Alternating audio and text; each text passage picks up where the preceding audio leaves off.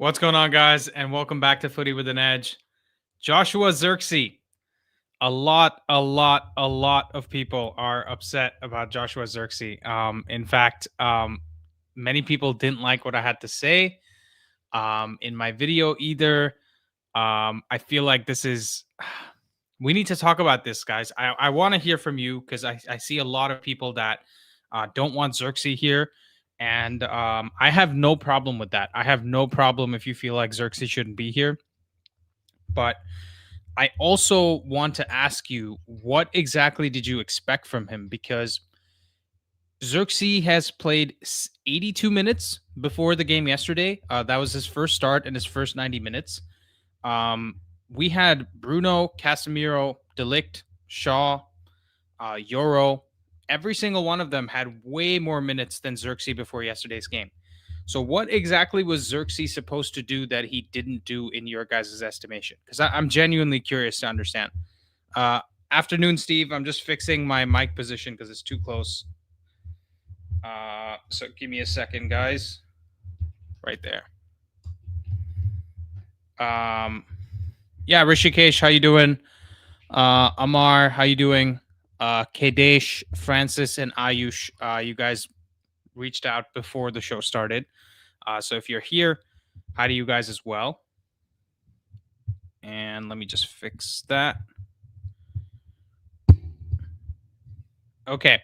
So yeah, talk to me, guys. What exactly are you expecting from Zirkzee? Because he hasn't had the minutes to play like a great striker that you're expecting from him.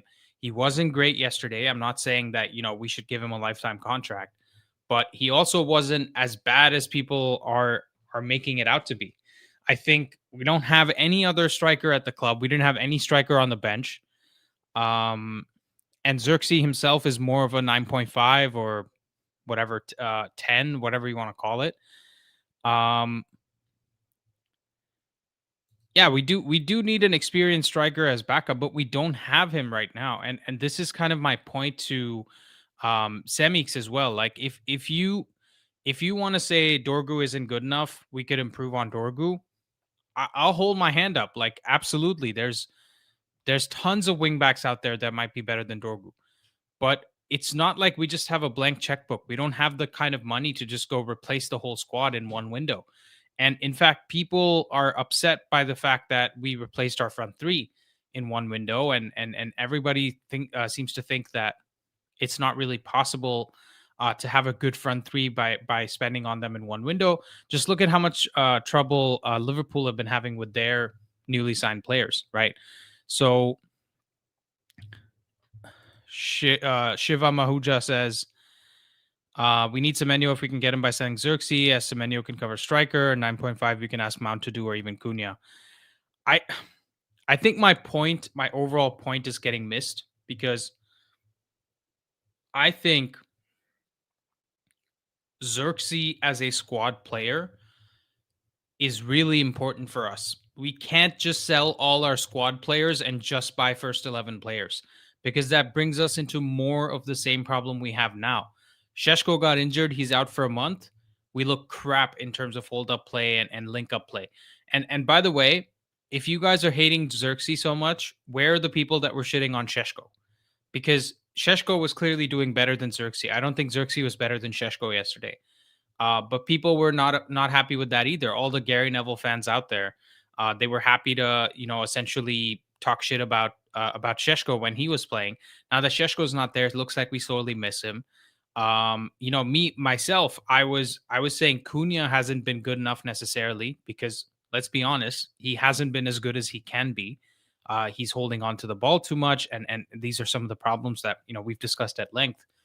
But yesterday, it seemed like Cunha would have been much better in the team as well because against an Everton, it would have been useful for us to pull people out of possession, out of position, and also go past players, right? But we're we're in a bad place, guys. Okay, we're in a bad place because Mbumo looks like he was out of form yesterday.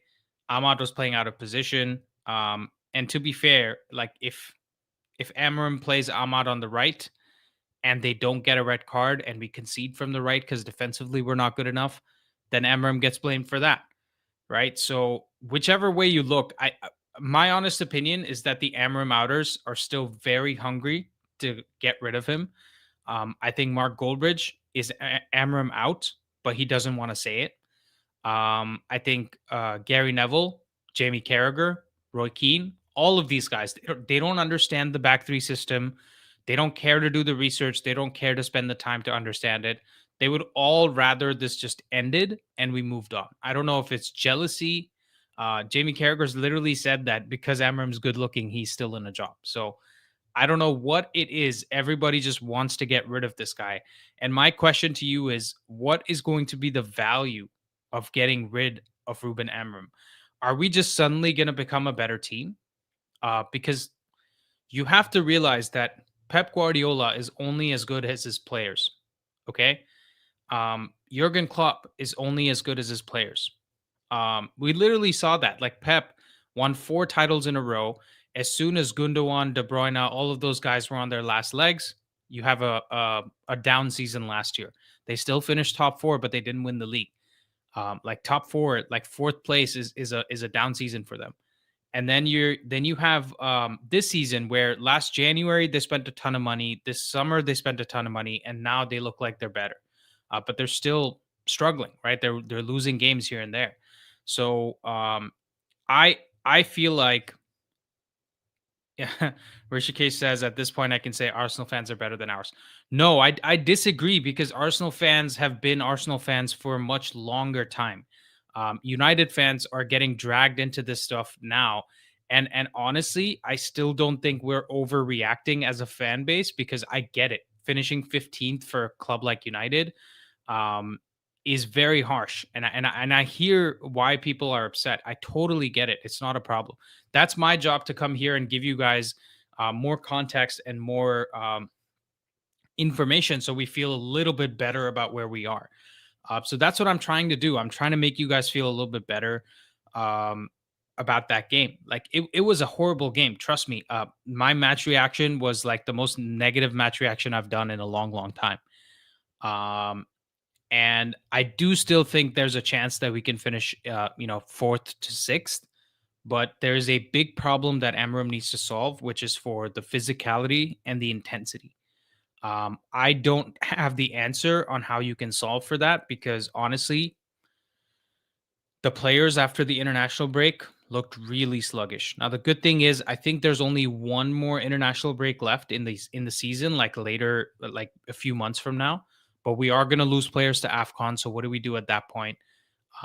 We are going to lose some players to some other things. I think we're going to surprise some people in the Palace game, and we unfortunately surprised a bunch of people in the Everton game as well.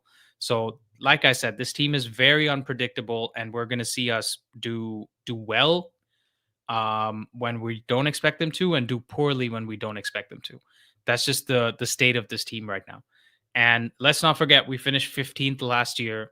That was an indictment on Amram. I agree as a coach, and we also didn't win the Europa League final, but it was also an indictment on the players and the quality of the squad. Like the second, Mbumo and Dorgu were the only 2 players that were playing yesterday that were in the squad since Amram joined. Um, every other player was there from a previous coach. And the second we didn't have Cunha, the second we don't have Sheshko, we look awful. Like literally a third of our spending from the summer was on the pitch yesterday, and the 2/3 of it was not there.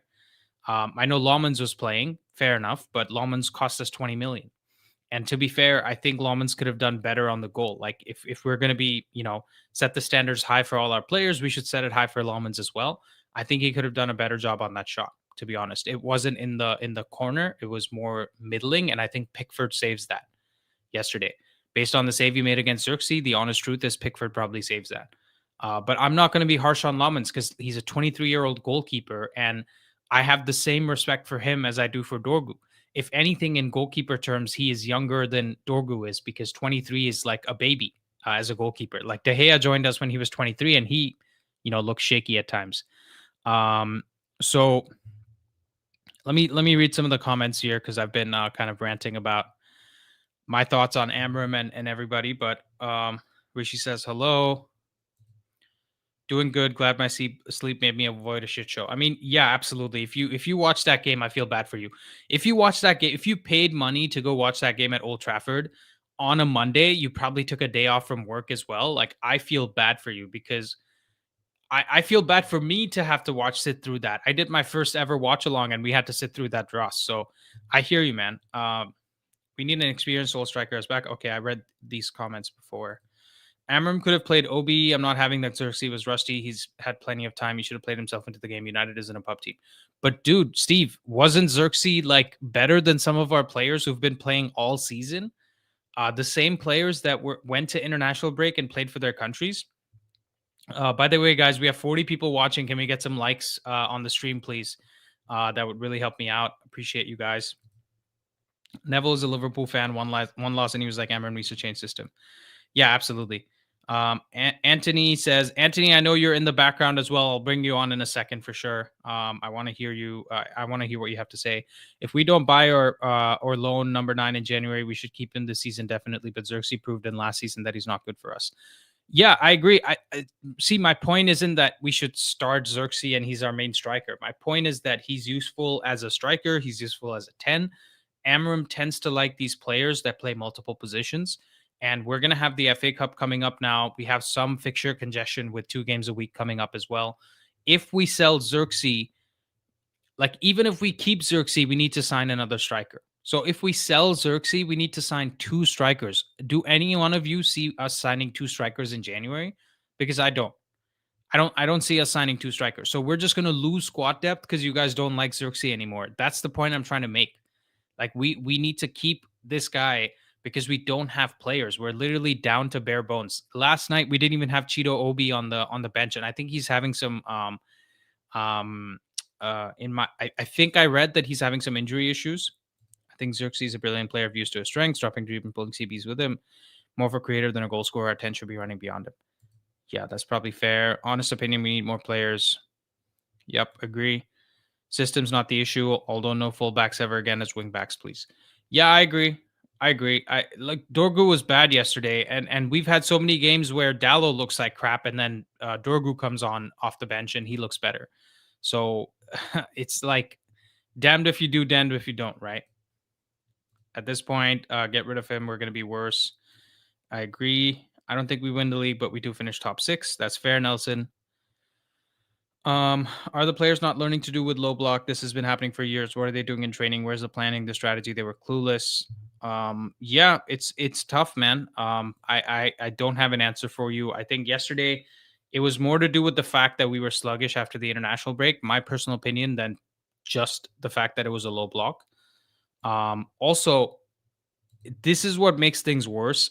Everton were horrible yesterday. I didn't talk about this much in my match reaction. Everton were garbage. They could not string 2 or 3 passes together on the counterattack. If that was against a Brentford or even Crystal Palace, any decent counterattacking team would have put like 3 goals past us easy. Everton actually got quite lucky with that goal, to be honest, because Euro almost gets the tackle off and he places it perfectly for Dewsbury Hall to get that shot. And that's like what was that? Let me see what XG that shot was. Yeah, he had 1 shot in the whole game, and that was a 0.1 XG shot. So, and the expected goals on target was 0.42. So Pickford save for Zirkzee's header had 0.3 more post shot expected goals than the shot from Dewsbury Hall, which tells you that Lawman should have done better on that shot. And so outside of that, they literally did nothing. And fair enough, they didn't have to do much. They had 3 shots, 1 on target, and they scored with it.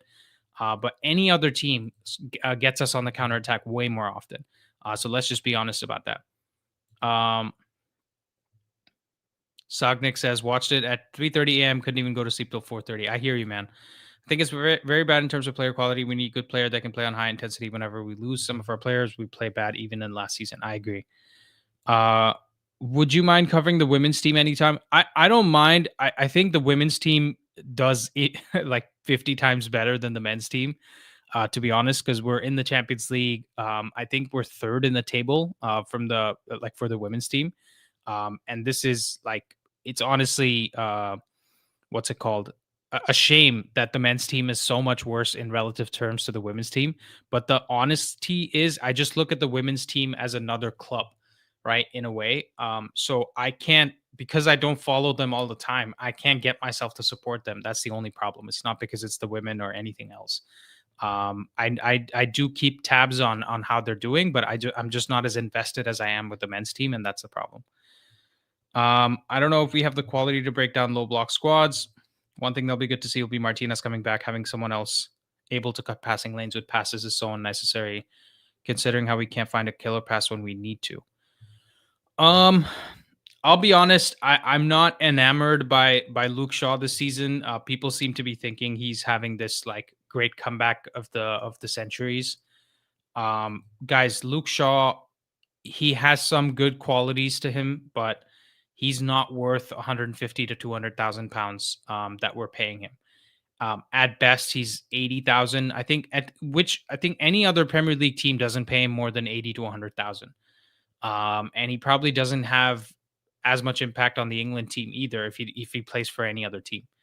I agree. We need to sell Shaw. Very inconsistent. I agree with that. Um, I'll take Diakite or Senesi from Bournemouth over Shaw. Yeah, that's probably a good shout.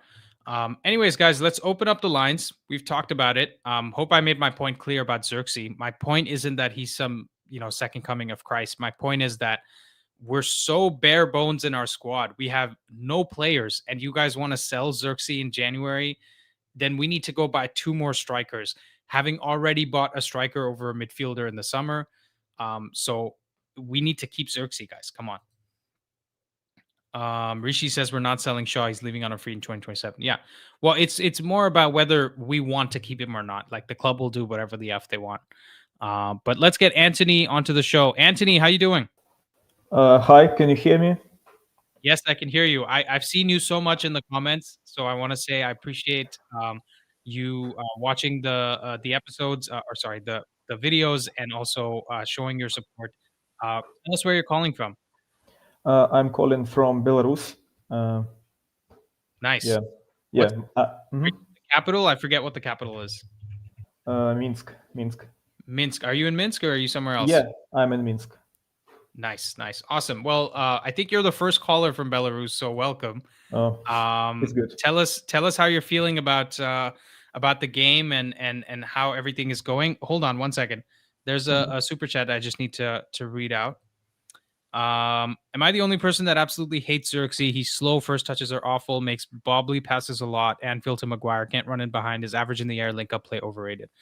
I think Thabi, I think that's a little bit harsh, and I'm saying that because Zirkzee has played 70 or 82 minutes before that game yesterday this season, right? And that's across like 11 Premier League games. So I think that's a little bit harsh. I'm not saying you're entitled to like you can't have your own opinion on it. Absolutely, you're allowed to. But I think Zirkzee with more minutes looks better than what he looked yesterday. And even yesterday, he wasn't the worst player on the pitch. Even his bobbly pass to Maguire at Anfield that you're talking about, that's something that even Mbumo did this season, because Mbumo's pass to Ahmad when he skied the ball was also kind of a bobbly pass, right? So I think it's a little bit harsh, but obviously I'm not going to say that your opinion is wrong because everyone is entitled to their own opinion, as I'm sure Anthony will get into in a second. Go for it, Anthony. Speaking about yesterday game, yeah, you asked. Yes, yes. I was definitely upset, but like after like 3 or 4 hours after the game, I feel like quite normal because I understand it's only like 3 points, as you mentioned in your videos, and like I can't say that we were like definitely bad in attack. We were quite the same as we were before because when we concede goal, we never. It's very hard for us to attack because we are too poor in possession attack. You Yes, can't see yes. any game. There are 12 games here in this season. If we lose one ball, yeah, we can't make a win in this season. It's because when we are like losing, our like enemies they just defend, and our poor possession attack like still the same. So for me, I agree with you that we shouldn't be too emotional after this defeat, because there is nothing new. We are quite the same. I only the thing which I agree with Amorim, that we lack of intensity and physicality. And for me, it's like the main question why we like start to play after 16 days from previous game with versus Spurs, and we don't have this physicality and intensity. Like, is this like some kind of motivation, emotional like conditions of players? Do you have like Yeah. an answer? Why? Anthony, let me share something interesting with the viewers, Mhm. because you made a great point about us scoring first and scoring second, right? Check this out, guys. We have scored first in 8 out of 12 of our games, and we have all 18 of our league points when we have scored first. The 4 losses that we have this season have all come when the other team scored first, right? So Yes. Anthony makes a fantastic point that essentially this tells us that we are a horrible possession team no matter when we're playing it. I think yesterday was more, again, in my opinion, more to do with the international break. All the players have traveled to play for their countries, and they come back and sometimes they're sluggish. Sorry, I just need to charge my phone. But Anthony makes a great point that essentially we have found out after 12 games that we are a horrible in possession team. So maybe what we need to do more of, if we need to get the maximum points from these next 4 games, is try to do a little bit of the Liverpool tactics, right? Play long balls and try to win the second duels and try to win games like that. Because this tells me right here, look at this. We have 18 points, and only Arsenal and Man City have more points than us in games where they score first, right? So this is very interesting to me, and honestly, great point from Anthony. But yeah, go ahead, Anthony. What else did you want to say? And I'm also trying to think like what we should do when we concede, because if we wanted to be in the Champions League, we will definitely face such situation like multiple times. Yeah, when we concede, and we should make a draw and then win. Yeah. As for me, like the main answer is like a lack of like quality of players. I think if we had Sheshko and especially Cunha Cunha. yesterday, because Cunha is a good dribbler. Yes, I think he's like one of the best like our tools in opening like Low block. Yeah. low block. Yeah, and we didn't have him yesterday, so. And speaking about Zirkzee, it's the main like theme of today's stream. Like, I think we shouldn't sell him. You proved me why we shouldn't. I agree with you, but like we had him for like he played like maybe 35 games previous season. Yeah, it was enough like to understand that like he's a good player. I think he will be maybe even good in EPL, in English Premier League, but not in Manchester United. I don't want to say that he's awful, but like how we play, how we make decisions fast in Amorim's style of football, we have to make fast decisions, not like Zirkzee.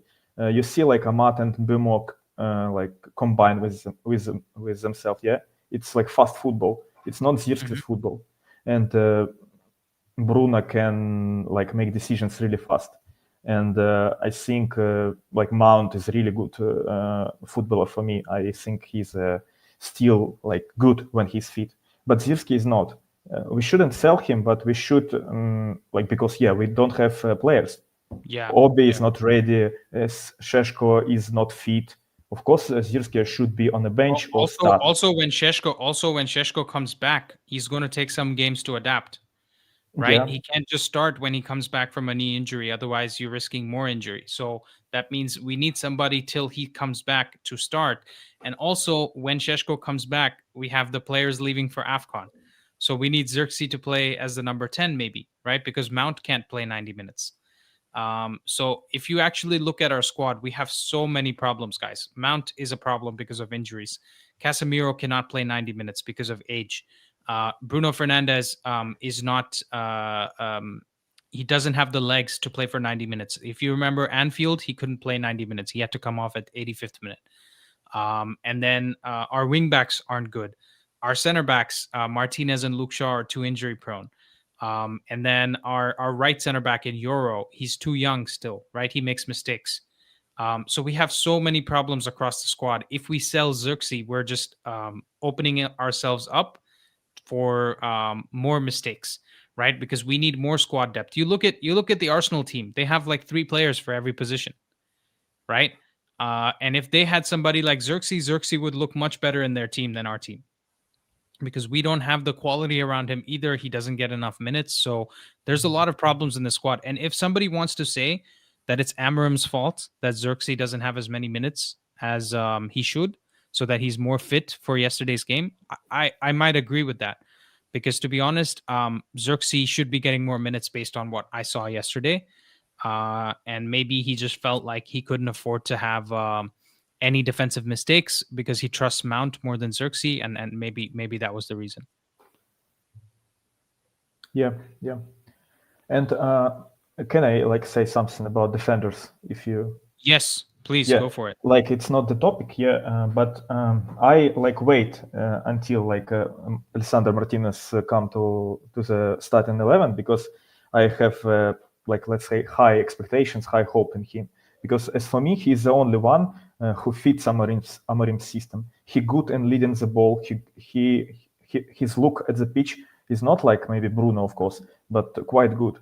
And for his example, progressive passing is good. Yeah, his progressive passing is very good. You saw yesterday, like I like the league. I think he's like great as a defender, but it's not like his nature to lead the ball, to look for some progressive passes. The same with your Luke Shaw is a little bit better in progressive passes, but still like not enough.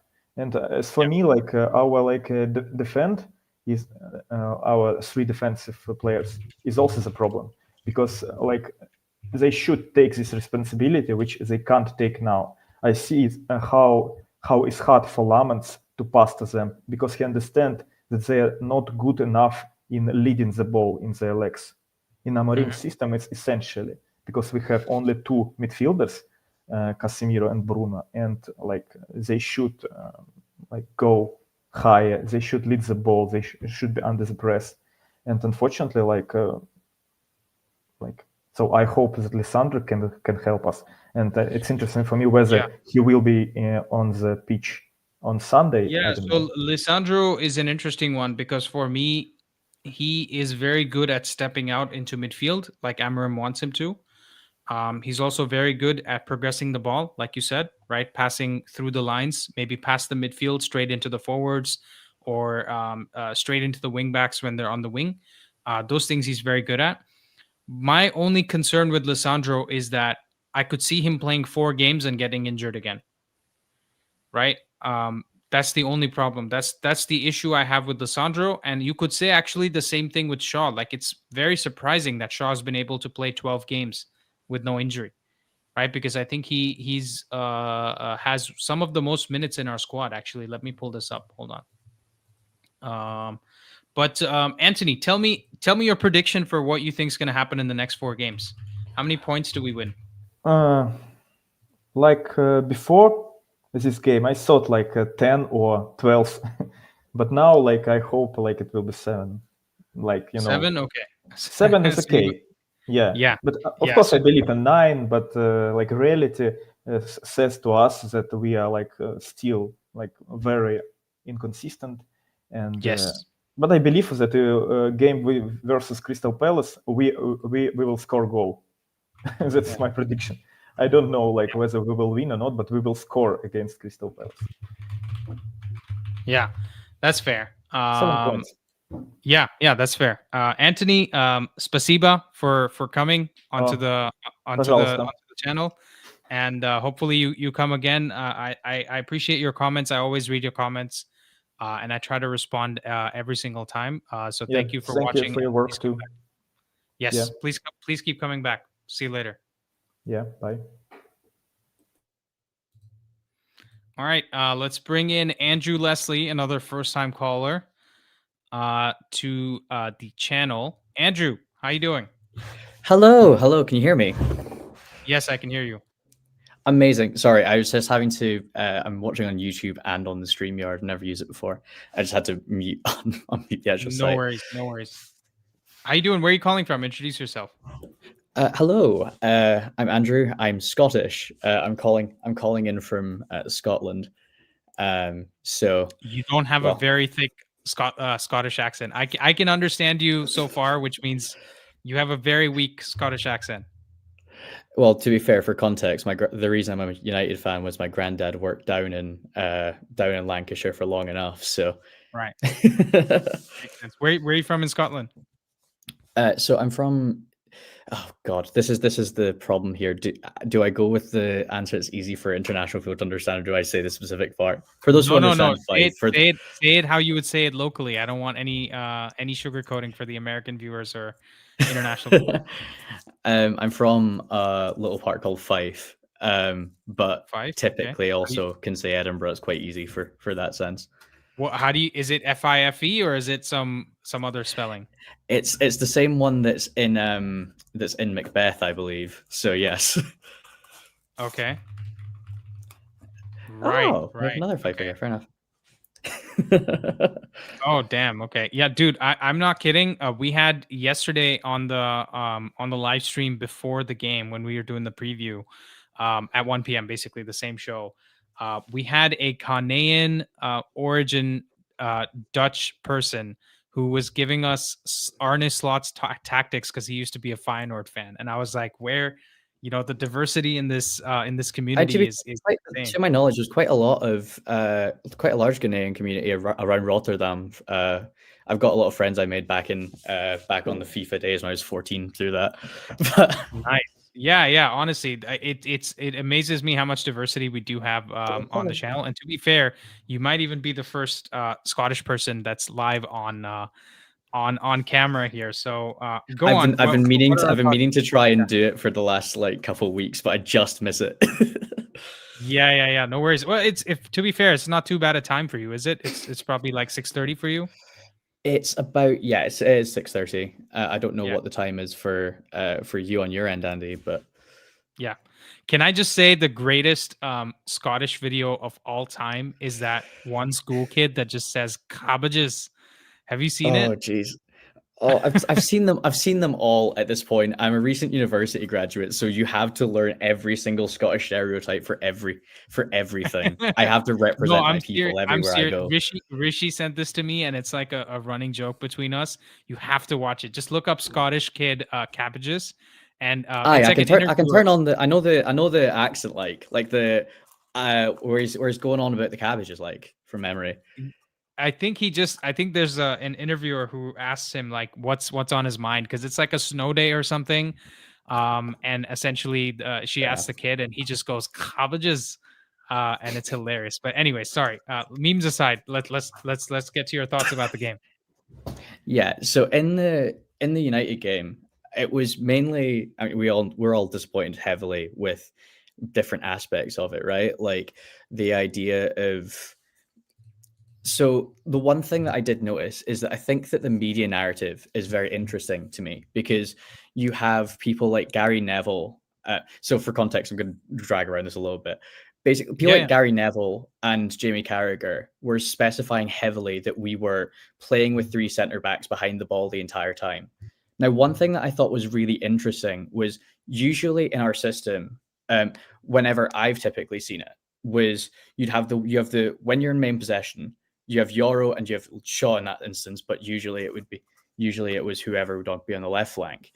Typically, they tend to play as mini liberos. They run with the ball. But the one thing that I did notice a lot in that game was that no one was making the runs.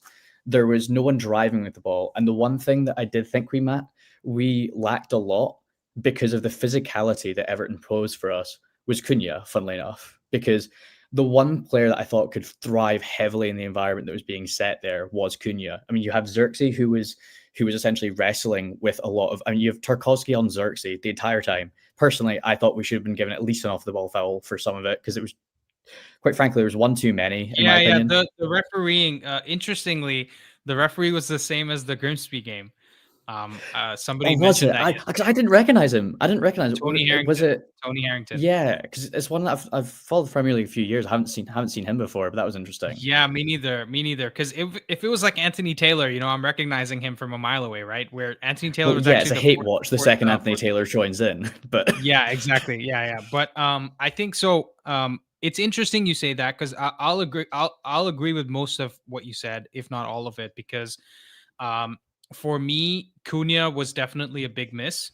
But also, funnily enough, I can also see a game where Cunha plays and also has a poor game like the rest of our players did, right? Because the we thing get with into this that, mentality. is you can understand why, because physicality was being imposed heavily by Everton. We had no physical presence of our own. Zirkzee up front he's a great player, but I would argue his natural size and height gives people this impression that he's a physical player, but he's far from it. He's in theory, and this is going to be a weird one. I feel like if he was like 5'9", people would appreciate him much more because he's seen as this. He should be physical, but he's not. He's not at all. When he looks in the mirror, he sees a 5'9" guy. That's the problem. Exactly. Yeah. And so as a result, you have someone like Cunha who thrives in every physical. He would definitely get carded if he were fit. Like I guarantee you he'd be carded, but at the same time, we would have someone who's at least willing to bite down on the mouth. I'm an MMA fan, bite down on the mouthpiece, so to speak. And basically just drag that ball through because we had no one who was making that clean run. Can I give you an interesting point though? Okay. Guess which other team we've already played that was very physical against us in recent memory. In recent memory, we played Forest. We played Forest away from home, and that was managed by Sean Dyche. Which, if you know any manager that has a Tony Pulis poster in his bedroom, it's Sean Dyche, right? So he's gonna be physical with it, and that was a very physical game as well. And Cunha started in that game. Okay, you can say fair enough. That was a 2-2 draw, and this was a worse performance than that. But my point still stands, which is Cunha, in my opinion, hasn't been as good as he could be this season. Like Mbeumo has hit the ground running a lot more than Cunha has. And my issue with Cunha is that he doesn't release the ball early enough. So I'm not making this I'm not saying you're making a bad point about Cunha. I agree with you. I think Cunha would have been very important for us. In fact, my preview was all focused on Cunha. I thought he was going to have a man of the match and he was finally going to do something for us. But then he got his concussion, protocol. I would say kind of the opposite, considering that, I mean, Cunha, while not having he's not there with it. We all can see that he's shooting from angles he probably shouldn't be shooting at. He's releasing it a little bit late. But the very fact that Cunha is able to make those runs, with the ball, we're making a lot of runs off the ball and receiving passes, which is great. You're getting those positions. But the thing that Cunha has been offering us is he's been running at defenses with the ball. And so as a result, they have to think of a different aspect of the game while he's on the ball, which actively they're ready for someone to run in behind them, but someone dragging the ball through the defense and essentially creating and forcing that pocket of space that he can get is something that we didn't have. And I would argue specifically that Cunha's lack of stats, in a sense, is kind of giving, because obviously if he were having that output, it'd be amazing, it'd be incredible. But even without that, he's creating that sort of second guess moment in defenders where it allows someone like Mbeumo and Ahmad to just cut in a little bit more, which we didn't have. We were having people, they were being consistent in the sense of there was only one real game plan when we got into that point. We didn't have anyone who's dragging the ball and forcing it, which is allowing for that extra, okay, well, I know the defender basically looks at that and thinks, okay, well, I know he's going to pass it. I know he's going to pass it around me. I'll do you one better. Yeah, I'll do you one better. There was one moment in the game where Ahmad picked the ball up in the central number 10 position pocket, right in front of the box. And instead of going left or right with the pass, he actually turned around and started running at the team. And the Everton team didn't know what to do at that point, right? And then he ended up shooting straight at the wall or something like that. So that was a little disappointing. But I agree with you. We desperately missed somebody who could dribble with the ball, who could do a progressive carry instead of just progressive passing. because we didn't have any dribblers in the team yesterday. But Yeah, again, when my your overall dribbler point is Ahmad, really, that kind of leads to a but bit of no, one-dimensional he's a there. dribbler on the wing. He's not Yeah, really exactly. a progressive carrier. He can only dribble when there's no players to one side of his body, not the other side, right? He needs to be on the touchline to do his dribbling, whereas he was playing from a number 10 role, which goes back to my other point I made yesterday, which is Ahmad can only be good for us in the right 10 spot. Sorry, in the right wing back spot. I don't see Ahmad being good in any other position in this team, and that's unfortunately just the truth. Because we're seeing this team. Hold on. Sure. Oh, okay. Also, thank you, chat. Yeah. What is chat saying? Poppy says Andrew speaking fats. We need Acuna for the game as well. Carrying an ability to go into space and shoot long shots is what we needed yesterday. Absolutely. Look, Cunha is the type of player that could have just done a crazy piece of skill and put it into the top corner, just like Dewsbury Hill did, right? I mean, Dewsbury Hall. He didn't really do a crazy skill or anything. And to be honest, Lawman should be doing better with that shot. But I think Cunha could have done something in that game. But my overall point still stands. I think so. Coming back to your point about the center backs, and I'll bring the next caller after. Yeah, that was my main point. I want to go on. The center back, yeah, that and also the media. Yeah. So the center backs, I think Euro had a poor game yesterday on the ball. Very disappointing. But again, I'm stuck between a rock and a hard place with Euro because he just turned 20, right? And we are getting into that same sort of vibe of every player that we sign or every player that plays is supposed to be unlocking our team, right? We signed Pogba to unlock the midfield. We signed Jadon Sancho to unlock the right-hand side. When that didn't work, we signed Anthony. To try and unlock Pogba. yeah, exactly. We signed a 29-year-old Matic. Let's be specific about that, right? We signed a 29-year-old Matic to unlock Pogba. Then we signed Anthony after Sancho didn't work on the right wing to unlock the right wing. We also overpaid for Lisandro Martinez in the same summer. We also overpaid for Casemiro in the same summer when he was 29. So we've got this problem of like Euro was signed for 50 million. It's not enough that he's the best 19 or 20-year-old center back in the league. He also needs to be the best center back in our team for us to actually respect him the way we want to. So that's why I hesitate in criticizing Euro and Dorgu, because Dorgu's also 21. I have Luke Shaw point about Dorgu specifically. Sure. We can talk about it. But Luke Shaw for me is the bigger culprit. Right, Luke Shaw and De Ligt, absolutely. I think they could have had better games. De Ligt, I mean, I did my analysis of the game. I don't know if you caught it, but for me, De Ligt, I didn't have time to, so I'm sorry. Yeah, no problem. But De Ligt for me was too. He was backpedaling too much. He spent too much time with Van Dijk on the international break because now he's back in the Dutch team, and he was essentially backtracking, and he was 2 steps or 3 steps too further back from where he needed to be, and he could have stopped the shot, in my opinion. But go on. What did you want to say about Dorgu?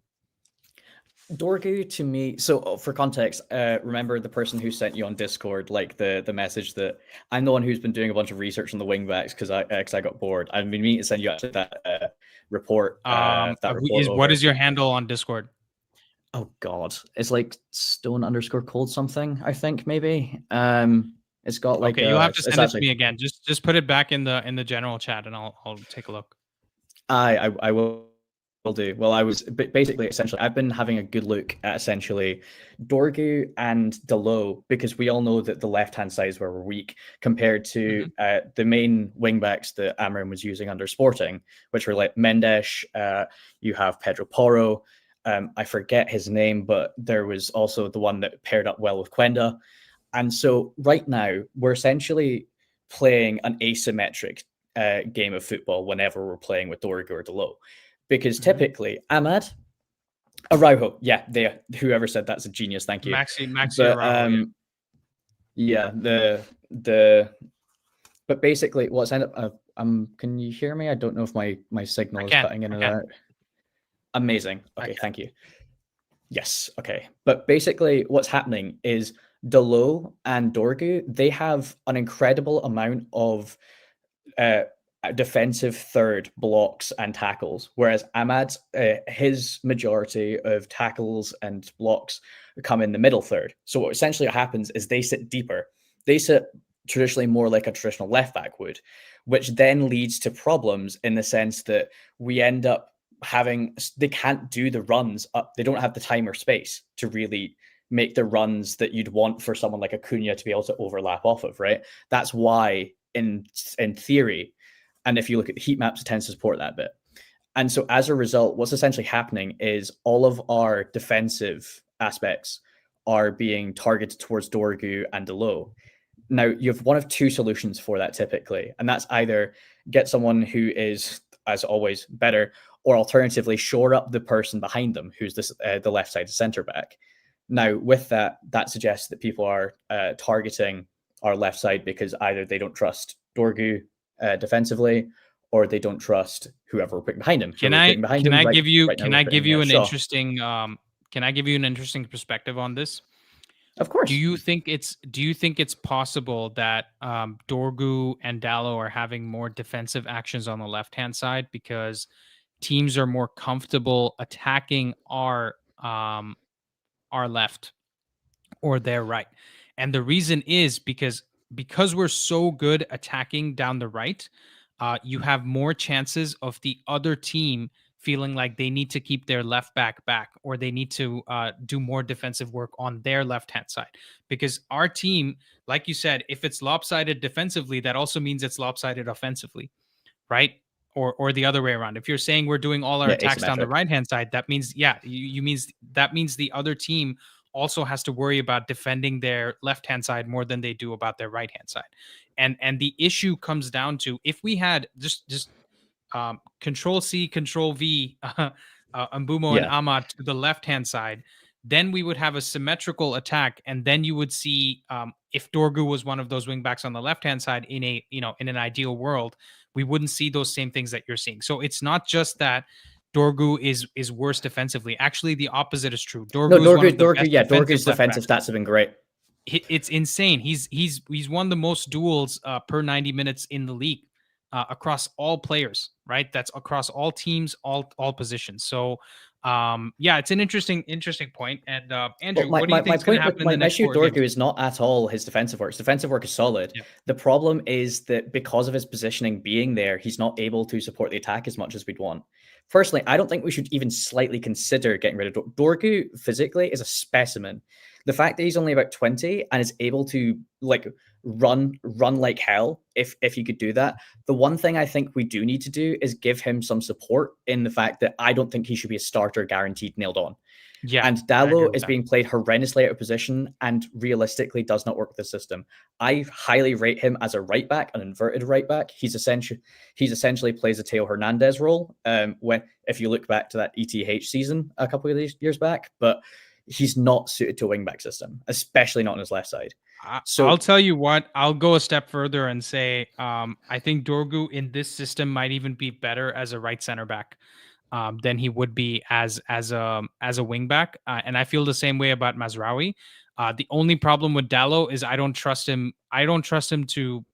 I was going to say walk my dog, but I think he can probably do that. But I don't trust him to not switch off defensively. That's the problem. So Dallo is harder to fit into this team than is Mazraoui. And when people were shitting all over Dorgu for yesterday's game, nobody failed to realize that our other option if Dorgu doesn't play is Dallo. And when Dallo plays, everybody likes to shit on Dallo, strange. And they say, why don't we get Dorgu into the team, right? So it's all over the place, man. I think the problem is that people don't realize how bad our squad actually is and how poor our depth is and how much of a rebuild we actually need. Because even from the players that you would like to select in this team, like everybody's thinking like Martinez is going to come and unlock the system, right? And you don't realize in 4 games he's going to get injured. And you don't realize it could happen in 2 games. And then, the Argentinian players on the other team are helping him, lift him up and take him off the field or whatever, like we saw the last time he got injured. So that's the problem with this team, that we just don't have enough depth and we don't have enough quality. But people would rather see Amram get sacked than wait for us to solve those problems. And that's kind of the issue. But Andrew, go on, give us your score prediction for the next 4 games. I'll bring in the next caller. Score prediction. Points prediction. Like how many points we're going to get in the next game. Points prediction. So Palace, West Ham, Wolves, Bournemouth. Honestly, I think we stack up well against Palace, but I think that's a lot in the midfield. So with the run, I honestly think somewhere between it's either going to be 5 or it's going to be 10, in my opinion. I So can either smell a draw either coming either from a mile one away, win, but 2 draws and a loss, or 3 wins and a draw. yeah, like I feel like we're at least dropping points at somewhere. I feel like poor United Strand is never cutting his hair, but I don't think we're anywhere near an as crisis as people are wanting it to suggest. You look like you have some hair challenge going on too, man. Oh, I cut my hair for graduation, and I'm used to it being down to here. So I'm basically Okay, you keep it longer, Someone said I have more hair flicks than Jokeresh, and yeah, I'm sorry. It's just something that I've been getting used to. Well, at least you didn't cost like 80 million or whatever he cost. I wish I could cost that. You're just a nice old United fan from Scotland. Okay, man, I appreciate your call. Do call in again, because I like these discussions, and we'll hopefully you're right about the 10 points, man, because I sure could use some positivity around here. Because every time we tend to lose a game or drop points, everyone's like, "Oh, where's your top 4 prediction now?" Right? What are expected points? Well, Somebody actually commented. It's due to the media narrative. You have Gary Neville's and the Jamie Carragher's of the world screaming bloody murder, when in reality it's just we've had a disappointing game. Like it happens. That's a nice full circle to come from when you first said it's Fife from Macbeth, when you say bloody murder, and we'll leave it at that. God, I forget. Cool, man. Andrew, you smashed it. Thank you so much. And please do call back again. Will do. Have a lovely day, guys. You too. Bye. All right. Let's bring in our panel here. We have Shant with his Erewhon hat. We have Papi Pique. Oh my gosh. Look at that. Yeah. There we go. He's doing his own he's doing his own Arabic 5 games in a row challenge. Mashallah. Okay. Yeah, mashallah indeed. What's up, Outer Signal? Doing? Pleasure, man. Hey, how you doing, Sean? Hey, Outer Signal. Doing good. I like that last caller. I think he brought some good energy and some good takes. And I think he I appreciate anybody that cares enough to go into the tactics, into the stats. If you guys do any like sales or have worked into business operations, revenue operations, that's what I would call an ideal customer profile right there. Yep. Okay. He is somebody that, I would hope is watching my channel, because that's kind of who I am, right? That's how I talk and I do my take. So appreciate Andrew for sure. We have Joseph back with the all caps chat. I love it. We need to back the team and push the manager to be more imaginative. I agree with you, bro. Yeah. I agree with you. Definitely. Can you imagine more Twitter tacticos being all caps and being positive? Dude, how many threads have I seen, especially during the game and then like, in the hours post-mortem? People are just it's like they yearn for United not to do well. And anything they see that confirms that they just don't believe in something, it's like people are gluttons for punishment. And I think we mentioned it during the post game. It's never as bad as it seems, and it's never as good as it seems. So the truth is always somewhere in the middle. And you know what's interesting? In Amram's post-match conference, he came out and said multiple times, he's like, we're nowhere near where we need to be at the top of the league. Yep. And what he means by that is in the top 4 to top 6. And so it seems like even we're being more optimistic than Amram is putting out the messages. I'm sure in the background he's being more optimistic with the players. That's his way to take the let's say the pain off of the players, or the criticism off the players. But Outer Signal, you've called in before, right? I forget where you're calling from. Other than that lovely living room that you have in the background. Someone commented that I'm phasing in and out of reality, and I think that's accurate. We need something supernatural right now, so we'll take it. Yeah, we have summoned Outer Signal. His name is Outer Signal too, so maybe he means like out of this dimension. Who knows? Maybe. I called in before a few weeks back, and I'm calling from Nigeria, from Abuja. Right. Nice to see you again, man. Awesome. Thanks for having lots me. of Nigerian United fans around the world as well. I meet so many of them in Canada here. It's great to see. But yeah, go ahead. Yeah, we're huge fans. I have to agree with what Sean said, and I think you and I discussed this briefly last time I was on. Just this annoying media cycle that surrounds the club. There's a line that you often hear from United fans. Hated, adored, never ignored. And that's just the truth. Look at Liverpool now. How many games in a row have they lost? This is a team that won the league last season. You would expect a much bigger furor around this. But ultimately, I still think that despite it all, despite how bad their fans want Slot sacked. They want Salah to retire. They still think Van Dijk is the best center back in the world, though. So let's absolute joke there. And they also claim they're the biggest club in England, but the media treats them as if they're this underdog Leicester City every single year. And Exactly. I think regardless of like the extenuating circumstances, and I'm referring to obviously the tragedy that happened in the with Jota, yeah, you really have to take it for what it is. If that type of thing could galvanize and propel the team to win four on the bounce, you can't have it both ways. They're professionals. Five in a row. Five in a row. And while they were doing his celebrations, and listen, I couldn't love the guy more because he was also a FIFA player, used to do the FIFA celebration. And he was a good guy from everything. Guy. Yeah. Look at the Portugal team, how many people it impacted from the Portugal team, because Bruno was also friends with him. He was at Wolves before, and there were so many Wolves players. I don't see anybody else using that as an excuse. And Rishi said something yesterday where he was like, I don't think Jota would appreciate to be used as an excuse every time they're losing.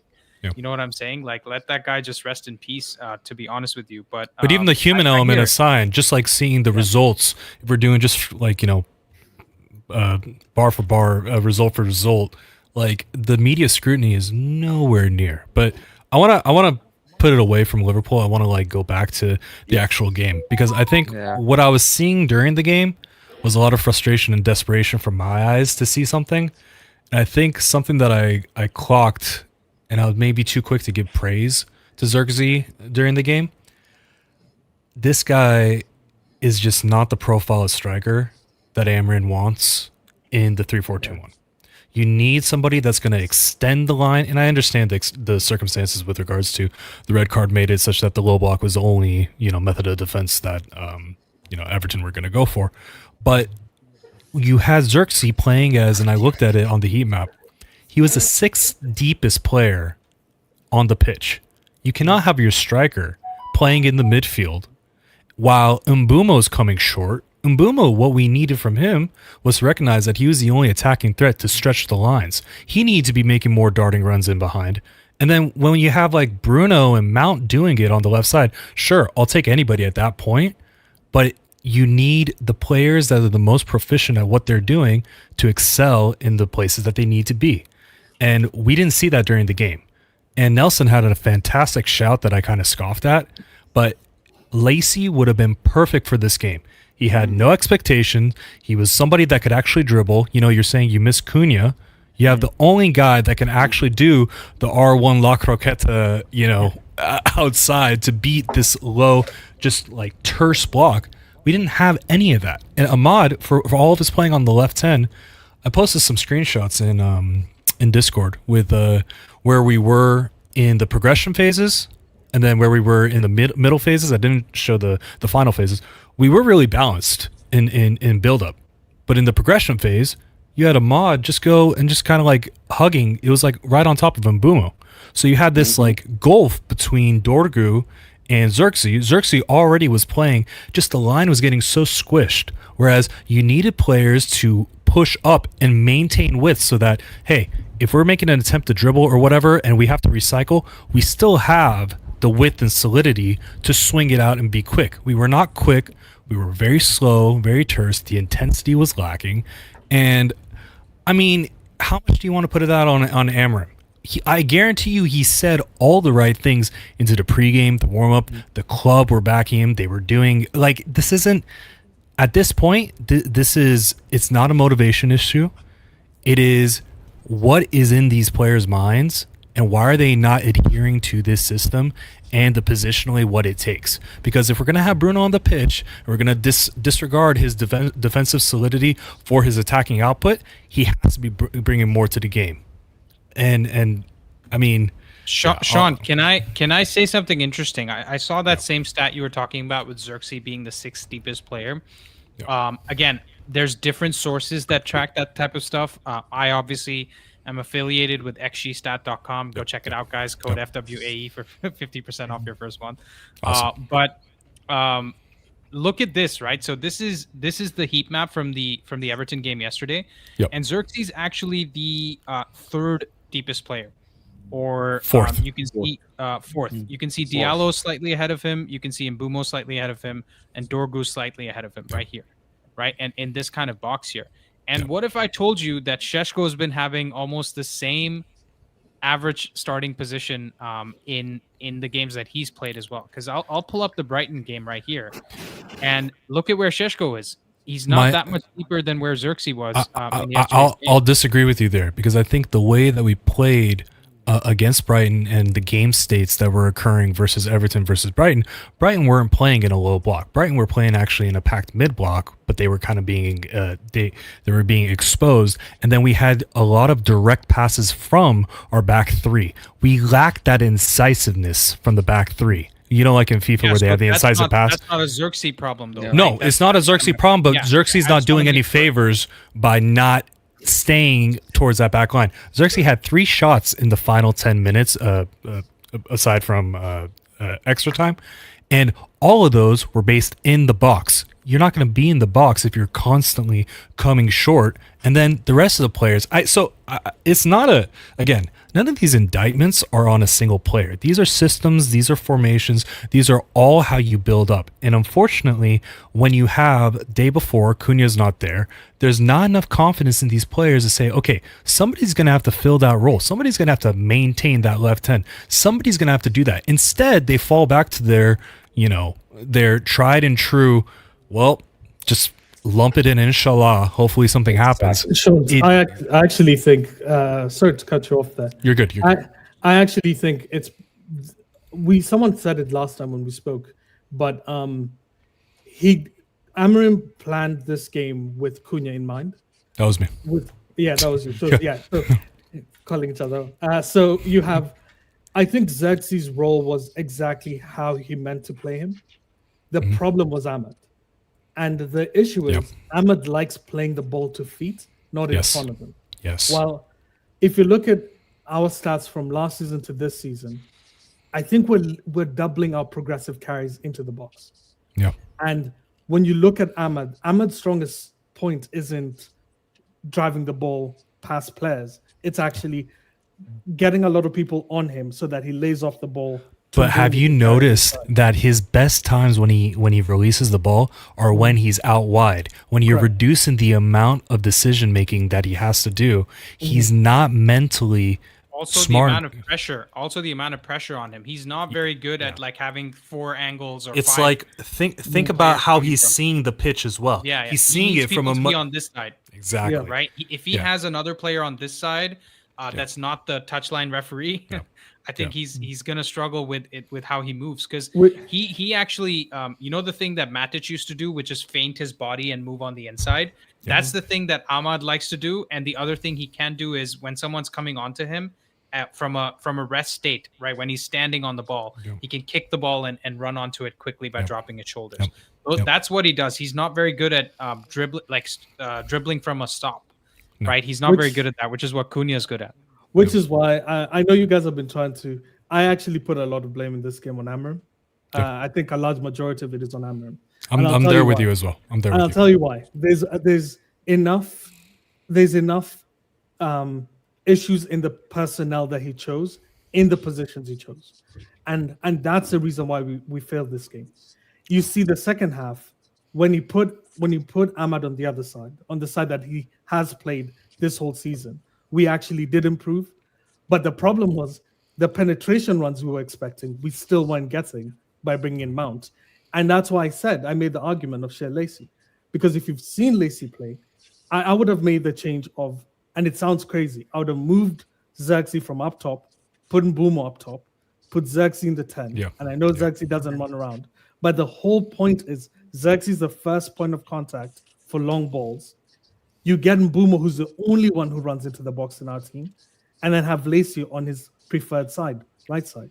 That's how I would have seen it. But even then, boys, we look bad without Cunha, and I can't imagine it. But guys, can I just I want to say this. Is there a world where Cunha plays and we still look that bad? Yes. Because everybody seems to think that Cunha comes in and he saves us and we win 3-0. No. I think Cunha, based on his form he's been showing in the previous games before that as well, is not the Cunha we saw at Forest for whatever reason, right? Now, there's every chance I could be proved wrong. He comes into the next game, we win 3-0, and we're all happy. But based on what I'm seeing, I think there are still things about Cunha's game that he needs to fix to fit into this team because he's still used to playing with with Wolves, sorry.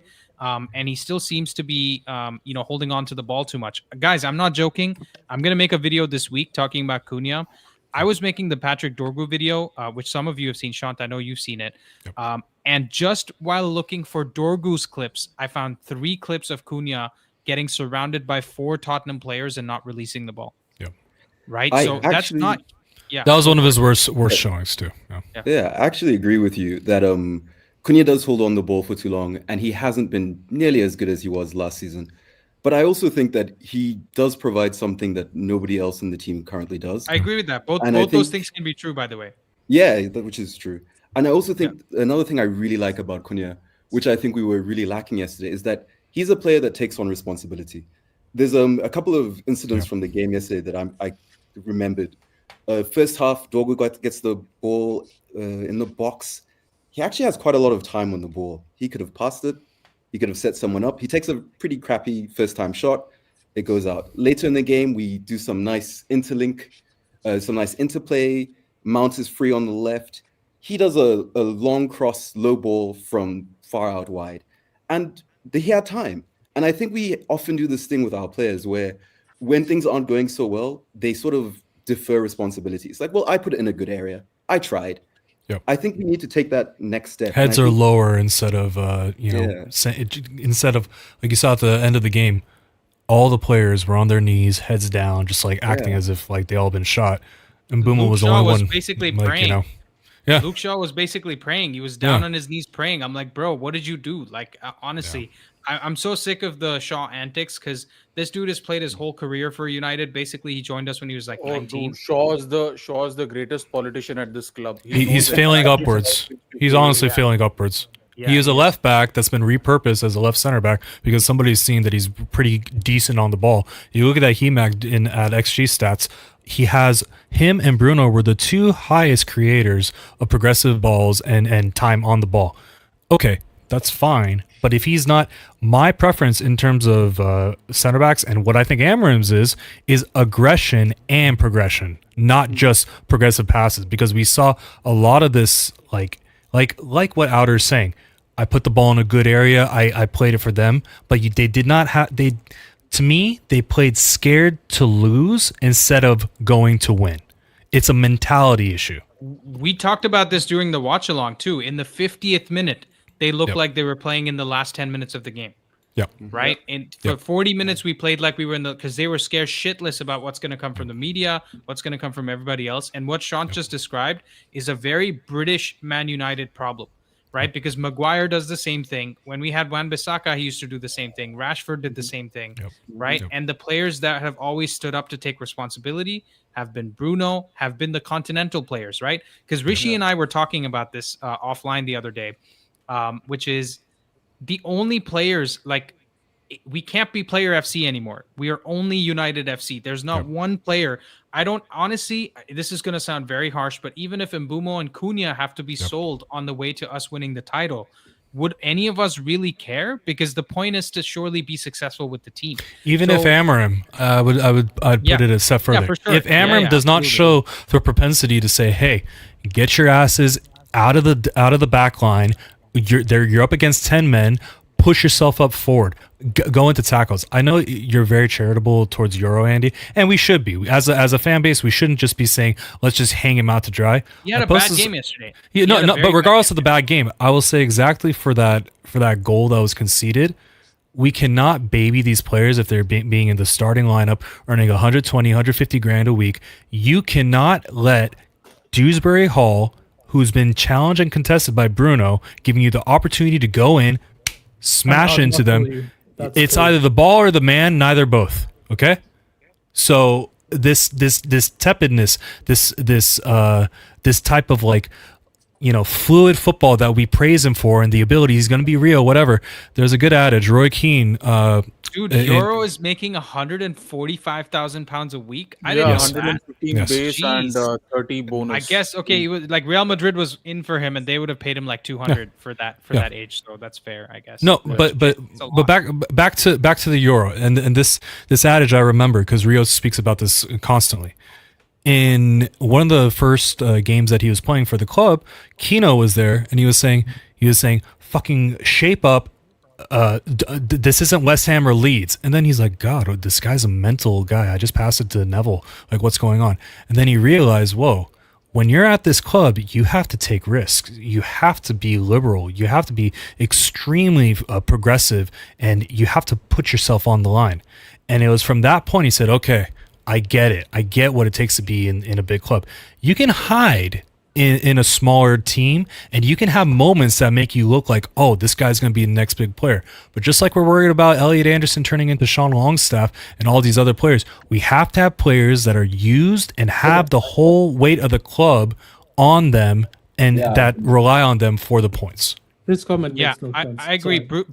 Bruno makes a good point here, which is I think Amram was maybe using this No, game to he try wasn't. for AFCON. He You don't played think so at all? He played Mazraoui. He's gonna go to AFCON. He played Mbumo and Ahmad in the attacking positions. So three of the main but positions. getting Ahmad out of his usual position to see how the team looks. But you isn't put that- Mazraoui. Had Yeah, you he put put Dallo, Mazraoui on the right had wing you put Dallo, it makes more sense. But he didn't. So I don't to know. me- I disagree with the notion. I think he puts out the team that he thinks is going to win the game. That's what I I mean, think he that's did. just that's fair. I think he just got. I don't want people to overthink this.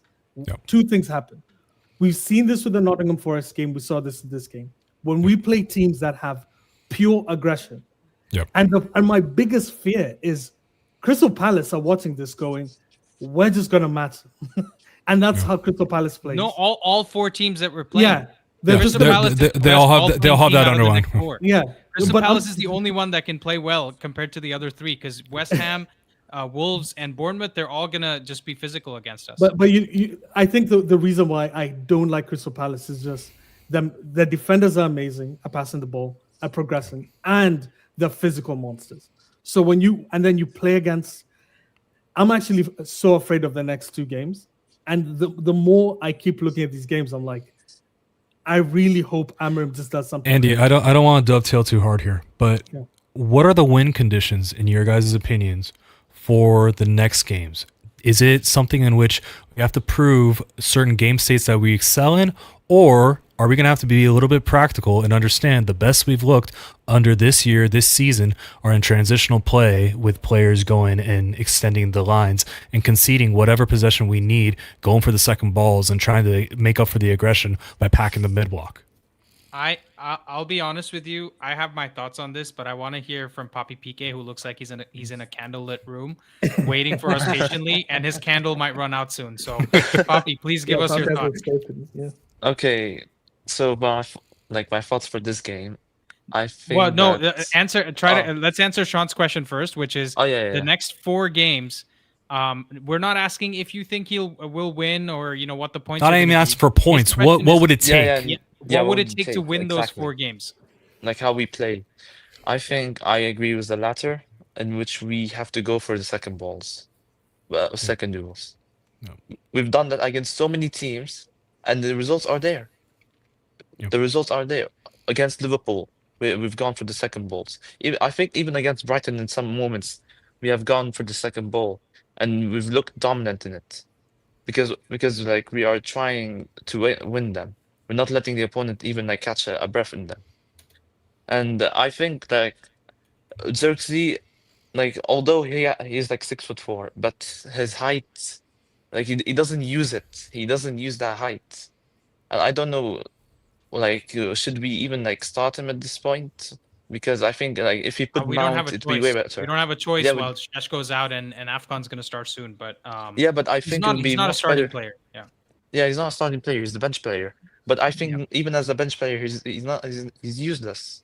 He's useless because he doesn't fit into the system. And I don't even Like, think if we- Semenyo fixes that if we go for that in January. I think you have to get a like-for-like striker replacement, somebody that's a long-term target for Sheshko to look under or compete with. Because Zirkzee is Let's not bring sure. that an out, older Veghorst, baby. Sheshko. Yeah, Veghorst FC. Oh But my I thought, God. but I think I actually disagree a lot with Pappy. The apologies, Pappy. But No, it's fine. I, We I, love, I we love re- disagreements. yeah, I really like Zirkzee. I think the issue is how we're using it. I think if we try and use the long ball route against Crystal Palace, it might work. I think that tallest defender is 6'3". So he is taller than them. But Also, they have some Yeah. defensive mistakes in them, like Lacroix can switch Yeah, off. Lacroix. They have some players there that can switch off. But I'll say this about Zirkzee, right? That one thing that people are not realizing at all, guys. If you were riding a bike after 12 years, I think you would be a little off the first time you rode the bike, right? And that's how long it feels like since Zirkzee has played a game for us. yeah, Okay. Yeah. Because 82 minutes, this you was the said. first game he started. Yeah, 82 minutes across 11 games. So that's less than 8 minutes a game. Yeah. Okay, or like seven minutes something per game. So he just, you're judging him on the fact that he was bad in a bad performance. So everybody wants a scapegoat. So this is a mental challenge more than anything else. To call out Zirkzee more than anybody else, right? Because let's be honest, guys, that was the worst game I've seen from Bruno since the Europa League final. That's pretty bad. Nobody's talking about Bruno. People love to hate on Bruno. He was the number one takeaway for me in my video, match reaction video from yesterday, because Bruno misplaced so many passes. If Bruno has a good game yesterday, remember that Trivela shot that he tried that went over the bar? There were so many opportunities that he could have scored. And even in his passing, he was bad. So if Bruno has a good game, he makes Zirkzee look better than he was yesterday. If Luke Shaw and Delict have a better game, they make the rest of the team look better. If Euro is better on the ball, he makes the rest of the team look better. So everyone was bad, and it's just unfortunate that Zirkzee's first game came in this game. So I'm more with Nelson on this one, but I'm not saying Poppy's wrong for what he said. Yeah, but can I say something in terms the performance of some of the players? I don't think De Ligt was bad. I don't think De Ligt was bad except for that moment when he could have gone into it, but he anticipated the Euro to be more aggressive towards I think it's harsh on because he was covering Barry. I mean, he was covering Barry. No, Luke Shaw was covering Barry though, and but he was Luke back. Shaw's well, you also didn't need two. You didn't need two for Barry. Yeah, That's my issue with how we set up. After the third, so I mean, obviously the red card happened. When you're against 10 men, that's your shot to say we're gonna make this a training session. This is gonna be a route, and we did not set up for that. We stayed very safe. Amram to me thought that we have enough to get a goal and then run away with this instead of saying we have to smell blood and seek it. That's the issue that I saw. Yeah. and Not just Amarim, but the players. Just to add that on. It was. That's why the blame is never. You can't just say, okay, players didn't show enough intensity. They didn't want enough. Well, I mean, Amarim has to really drill it in at that point because you could have told. Okay, we were still the better team before the red card, by the way, and after we were the better team on the pitch and we played better. We did not get the result, and I get it. Like the circumstances of the game, the result sucks. Performance sucks. But let's not have this revisionism that Everton played us off the pitch. We played basically training cones. That's what we were playing. Sean, the problem is it's not that we were better than Everton. It's that Everton were shocking. And we were, with a man up, we were so bad because we created the XG. Okay, I just want to take a second to talk about how bad Tottenham have been to create 0.03 XG in a whole game. They're as hopeless. bad as we were yesterday. We created 1.7 XG or something out of 25 shots. So I'm just saying it's not as bad as we think it is or how we feel it is, but it's also pretty bad considering they were down to 10 men and were shocking themselves. Like they couldn't, Njai and Dewsbury Hall and who was on the left, Grealish, like they were struggling to. Njai showed me nothing that game. That of all the talk we had of him, this was his tryout game. Honestly, the game conditions showed that he can just kind of he was actually more systematically rigid because he decided to fall in and say, "Hey, we're gonna defend." We didn't see that. But that's Everton's game. That's that's why- what I was, no. That's crazy. I love. But by the way, I love Ndai. Yeah. This isn't some indictment on him. But I'm saying like that's how bad Everton were. They didn't show like the ability that they were going to like. Oh, we got Grealish, we got Ndai. They're gonna be able to just like carve us open. No, they actually say, hey, you're gonna score against us, and we're just gonna sit back. So that's why. By the way, can you guys hear me clearly? Do I need to turn the gain up on the mic? Is it No, okay? no. You're perfect for me. You're perfect. Am I too loud? You think Sean might be a No, little no, too no, loud? you're not. I could be too loud. You can bring it down. Yeah, that's all. Sean's Sorry, just man, he's sorry. got the Erewhon hat. He's got Yeah. the $1,000 mic. Yeah, know, I'm the captain now. Put a $10 jersey behind him. I'm just gonna let's just do. Are we that. just talking about secondhand market? He saved the money on his jersey. There we go. This is- No, yeah. This is the $5 show. player on it. All right, guys. This is the show. So, guys, I just want to say thank you so much for joining. Yeah, like and subscribe. Like, subscribe. If you want the gig, you gotta do it properly. Yeah, I know. I'm not YouTube brain yet. Right. Look at that. What is that? Tears of poor people in the back there in the cardboard. Where? Asking what is Erewhon market? Oh my God! Just go onto YouTube and type Erewhon, brother. You're gonna see your eyes are gonna be open to a whole new way of living. And even despite all of that, it couldn't lift my mood today because I was a bit cope yesterday with like how the game was, and then when I looked into it, I was like, damn, we suck. And that was just a bad showing. So The $20 coffee didn't help you. no, I even had activated charcoal, all this mushroom, ashwagandha. I mean, we put a sea moss algae in there. Everything basically that a snake oil salesman would say is going to clear your inside and detox you. Couldn't detox me from that shit performance yesterday. So Yeah, all the Kim Kardashian endorsements is what you're talking about. hey, I got the in. You know the saddest Wait, indictment isn't of she that game? Armenian too? Yeah, Isn't Kim Kardashian Armenian They're too? all Armenian. Yeah. Yeah. Rishi, the gears are turning. For me, the saddest indictment of that game is their best defensive player got a red card, and we still couldn't score a goal. That's what killed me. That's a part that was I couldn't imagine. It's one I'm of the telling most you, frustrating people things were ever. wishing the person doing the slapping was Patrick Dorgu. Okay, people were wishing that, and for me, I'm sitting here hoping that Mazraoui slapped somebody. I think a lot of people could have deserved some slaps and also taken some red cards, but it was honestly. It was a bad performance, man. And here's the thing, right? I want to let's talk about my answer to Sean's question from earlier, which is what can we do to win these 4 games? And every single one of the games, in my opinion, we're just a horrible possession team. We are a horrible possession team. Like if we hold on to the ball for 10 minutes, we look like we've never seen the ball before.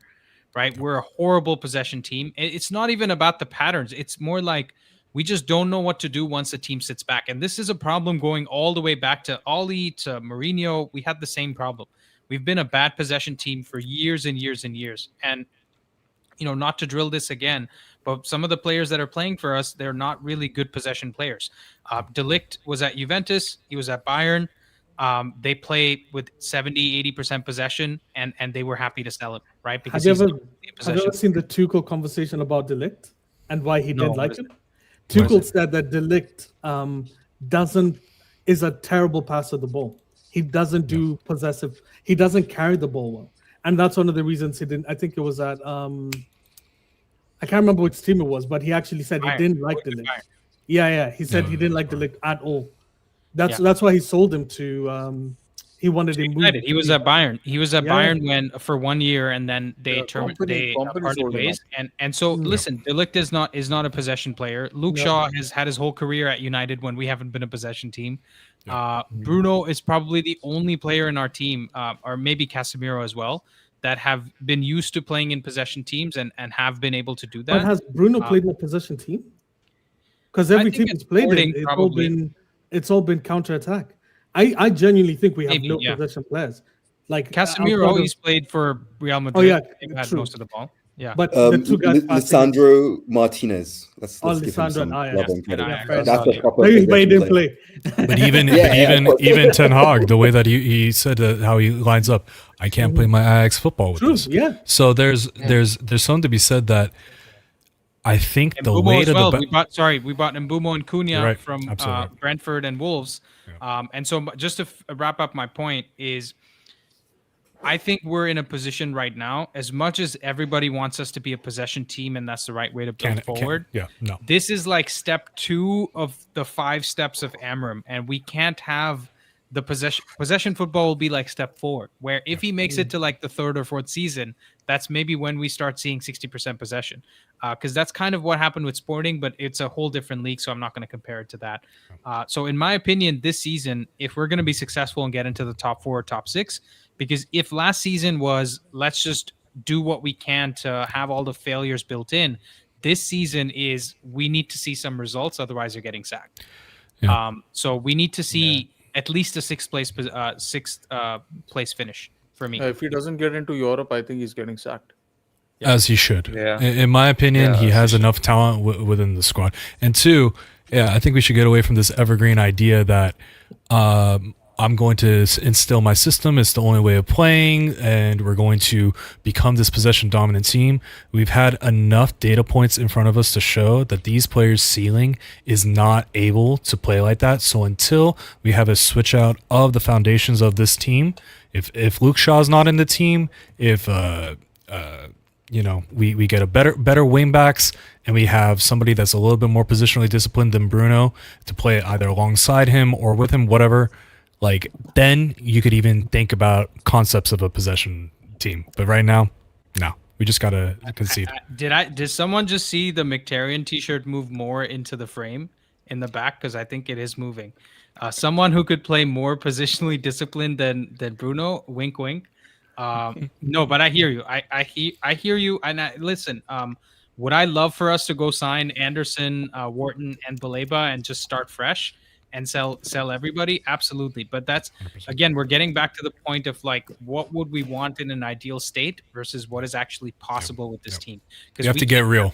We can't sell Dorgu, sell Dallo, sell Mazraoui. We can't go sell both our midfielders. We can't go sell Martinez and Luke Shaw. We can't replace like 8 players in one window. That's hard enough to do on FIFA, bro. If we're lucky, we get yeah. in 5 good players in the summer. Anything more than that, like 5 starters for the team. Anything more than that, you're seeing how That's a lot. Liverpool has There's no struggled. way we get 5 starters. The best we do is 3 starters and 2 squad players. No, Yeah, see, the this is summer where or I now? disagree with this whole starters was Summer, the squad player thing, because even the squad player is technically supposed to be good enough to come off the Yeah. bench and start when a Mbumo is missing, right, or a Cunha is missing. You want a Zirkzee to come and take his place and actually play, and that player merits being rotated with the starter. So that is a starter. Like for me, I want 5 players Okay, who are fair good enough. enough to come in. The top Well, we- 15, only you're reason I saying would the be- top 15, top 15, The top only 16. reason I would be okay with João Gomez coming in the summer is because I think he's good enough for us to start him in a cup final, right? Yeah. If we reach an FA Cup final next season or a Europa League, probably not the Champions League final next year, but the Europa League final, I think But João re- Gomez is good enough to start. So yeah, that's where I'm coming from. Rishi, the good news is, as we've looked at the new rules with that are going into Squad effect in cost ratio. 2026, and the revenue figures from the last annual year, we are technically the most, the highest One valued of the club better in the world. 6.6 billion would be the what it would take to purchase us. Wink, wink. If any Saudi dons or UAE wants to come in and give us an in-game editor, please be my guest. But going forward, like. I kind of agree with Rishi. If right now our optimization of those new subsets is right now, I think 57%, and the acceptable range is anywhere from 85 to 115% of the squad cost ratio, then we, with the outgoing contracts, because we're not going to re-up Maguire, we're not going to re-up Casemiro, regardless of whatever. We saw Rashford. Sean, Yeah, Sean, Rashford. the moment this live ends, Andy and I are going to record the Stat Padders podcast, which is exactly about Boom. this stuff. We're going to talk Boom. about the squad cost ratio. We're going to talk about Boom. how United can benefit from the teams that are in trouble right now.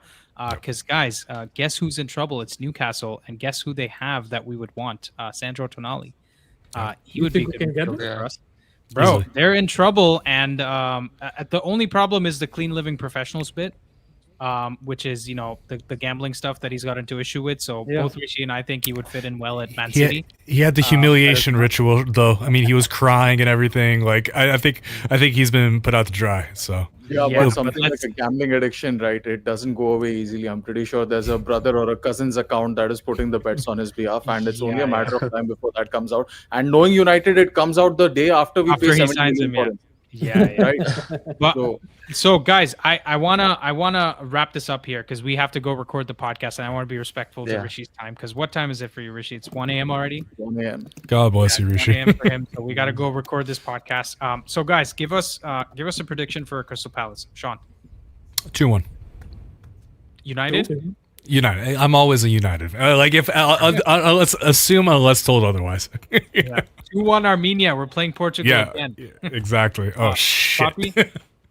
Poppy. Okay, I think it will be a scrappy one. I think a 1-0. If United? the defense doesn't, yeah, for United obviously, but like if what's it called? We, you know, is it plausible for us like to play low block against Crystal Palace at Selhurst, whatever its name is, at their home? Is it plausible for Selhurst us? Park. Yeah. Selhurst Park. Yeah, Selhurst Park. I think it's kind of plausible for us to play a low block against Crystal Palace because they've always been like that. I think they've been like a long ball counter-attacking team. You know, they always go like long to Mateta and just go down the wings. With Munoz and Sarr and these kind of players. So I think a 1-0 if we go on a low block, but otherwise I think like maybe a draw 1-1 for us. But Rishi? yeah. Heart says 1-1 draw. The brain says like a 3-0 destroying. Oh shit. You think Mateta's got that many goals? I just want to ask you guys one question. The major problem that we saw, you can debate Amarim tactics, back 5, back 3, whatever nonsense people are talking about on YouTube and Twitter today. But my only question is, physically, can we stand up to any of these teams? Physically. Yeah. And the answer is no. I say we didn't show desire yesterday. Did we have the ability to go physically one-on-one with these people? We don't. That's a profile that is missing in the squad. Even our How do best you team. make Yet up to with be that? seen. It's yet to be seen. How do you make up the lack of physicality? You play like prime Barcelona, like with tiki taka. You move the ball quickly, which is what they were trying to do, but they failed miserably at it. Right? That's pretty much what the plan was yesterday. So you have to win your physical duels. That's the reason that the Premier League is called the toughest league in the world. It's the most physical league in the world. And you saw the kind of Yeah. shit that the referee was allowing Everton to get away with, right? Like in Spain, in Italy, in Germany, that gets called a Those are foul. fouls. Yeah. Those Yeah, are fouls. fouls. And not only that, the refereeing was so bad. I mean, we can't go back to the refereeing now because we were even worse. But the refereeing was so bad that the He things drove that a Everton were narrative getting away right after the card. He was driving the Yeah. narrative. Yeah, you could tell. Yeah, absolutely. So he didn't want to be harsher on Everton, right? Because of that. So all these things happen, and the bottom line is that we need to be physical enough. Cunha helps us massively with the physicality. Sheshko helps us with the physicality. Midfield, Yeah. there is, I mean, you could say count Ugarte towards the physicality aspect. Casemiro definitely, but you can count on him only for 60 minutes. So I really don't know. We could be in for a bad drubbing. And I said 7 Also, points. let's not looks forget like a good Glasner. prediction now, Glasner's right? working for the United job, so he also has extra motivation to lay one on Amarim. And Wharton. This is going to be a Wharton watch. Let's not Yeah. forget Yeah. that. And just some context for you guys. I don't want to bring the temperature way down, but Crystal Palace last 5 games, all competitions, 4 Yeah. wins and 1 draw. And a Um, 7-0 goal difference. And something like four of that. the Yeah. four of Yeah. those games were in the Premier League, by the way, and they haven't conceded a single goal in those Yep. 4 games. Because Are the you draw saying against against Brighton, us or in all comps this no, season? In all Pat, comps. in all comps this season, their last 5 games, their form coming into this game is 4 Right. wins and 1 draw, and in the Premier League, it's 3 wins and 1 draw. They haven't conceded a single goal. This is why I fear that team more than any other team in the Prem. Like there's no other team I fear more than Crystal Palace. Yeah. Funnily, So you've what's just your given score me prediction, Nelson? Well, sorry, Nelson. What? Did you give us a No, score prediction? I said 2-0 last time, so that Palace? doesn't change. Okay. Palace, yeah. Okay. Yeah. Okay. Go on, Outer. Funnily, you've actually just given me confidence because we tend to do better when we're not expected to win. When like Everton, we were expected to win. We were on a roll. Horrible performance. Now that everyone's going to be writing us off, expect a 2-0 win. If Maguire comes back, 95th minute, second goal by Harry Maguire. Let's go. Let's Oh go. man, God So bless you. this is- God bless you, brother. This was you stole the prediction out of me, bro, because I have been like the magic 8 ball this season. Apparently I predicted 7 points out of 5 games first in the podcast with James and Semix, and those guys were like, 10 points minimum. 13 points is what we expect, right? 4 wins and a draw. And I was, so many people came at me, and then Rishi and I did the Stat Patters podcast where we had 7 points on the thumbnail, and people were like, boo, like, like delete your channel, right? What the hell are you talking about? Yeah. And so I actually think this is the game for all the reasons we discussed. It just seems like this is the game we're going to do something, right? And I'm not even saying it'll be a great performance. It could be another, red card at an opportune moment. Let's say we score 2 and then they get sent off. I'll right? take a 90th minute penalty. I don't care. Yeah, exactly. That's what So it right takes. now, Yeah. Coming back to my point about Sean's question, which is a great question, by the way, shout out to you, which is what do we need to do to win these next 4 games? Forget about whether we will or not. We need to win by hook or by crook because the Amram project desperately needs some love from the fan base. It's not the 6 of us that are lacking or not supporting him. It's everybody else that's out there, everybody else that's not watching this video, that is desperate for him to get sacked, right? And they'll be desperate for the next guy to get sacked and the next guy after that. And actually, weird to end this on a Liverpool note, but I have to say, I don't think it's right to sack Slot right now. And I'm not just saying that with the United bias. I actually think, what are you going to get by sacking him? Like, it's not like some other manager comes in and wins the title. Yeah, points. You know what's interesting? I saw a tweet. This Hater Central, I think is a my popular favorite page. Oh god. And favorite this guy, account. someone was like, some Liverpool fan was like, earnestly like, what does Slot need to change for for Liverpool to improve? And he said his profession. Yeah, that as a was quote so tweet. good. It was like hilarious, bro. Oh, I love anyways, Hater Central. guys. So we need to realize that this is going to be a tough game, but I actually think we're going to win. I think it's going to be a 3-2 is what I predicted. We're going to concede, and they're also they're very highly underperforming in terms of XG. So it's going to be one of those games where we're holding on to our seats and we might just get a last minute winner. But let's go, man. Yeah. Honestly, it's been so long since we won our last game. Yeah. It's been so long. Like, there's nobody watching the videos, guys. I'm actually crying. You can't see it. Okay. But Smiling through the pain. exactly. I'm enjoying the stat patterns more because at least we get to talk about some other stuff. Like, we're going to talk about squad cost ratio now. But anyways, guys, thank you so much for the support. Thank you guys for joining in. Thank you for the Thank you, panel. guys. For coming through today.